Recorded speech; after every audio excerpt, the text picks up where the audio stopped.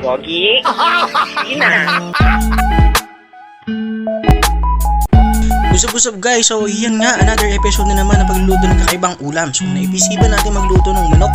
So ayan, ready na natin yung kalahating kilong manok. Ibababad natin siya sa Sprite ng almost 30 minutes room temperature. So kailangan natin ilagyan din ng ating paminta, either durog or buo, nakadepende din sa inyo. So after nyan, kailangan natin lagyan ng asin. So nakadepende sa panglasa nyo kung ilang pirasong asin ilalagay nyo. So ready na rin syempre natin yung luya at saka yung bawang. So yun nga guys bibigyan ko muna ng pampainit pero umay na lang sa mga manonood. Pogi. Sige na.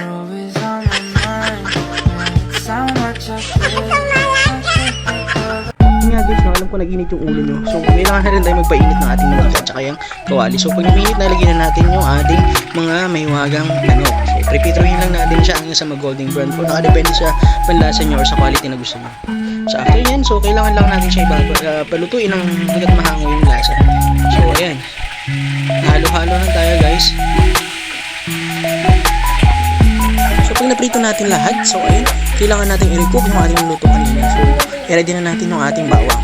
So ilagyan na natin yung bawang, hintayin natin laging maluto kahit at least mag-golden brown yung ating bawang. So at least ma-absorb ng manok yung ating lasa. Siyempre hindi mawawala yung ating ginayat na luya. So cubes cut na siya. So kailangan kasi dapat mag-absorb yung lasa. So hindi kung napapansin nyo, yung natitirang Sprite, yun ang nilagay natin kanina. So nilagyan din natin ng ketchup at the same time nilagyan din natin ng toyo.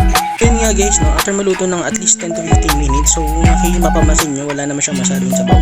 So na-absorb na ng ating karne yung sabaw. So almost mantika yung natitira niya. So ibig sabihin, yung lasa niya is na nag-suits na dun sa karne ng manok. So yun nga guys, ready na. So pwede na i-serve. So mapaparami na naman tayo ng kanin, mapapa-only rice na naman tayo. So ayun na nga, tara na, kainan na.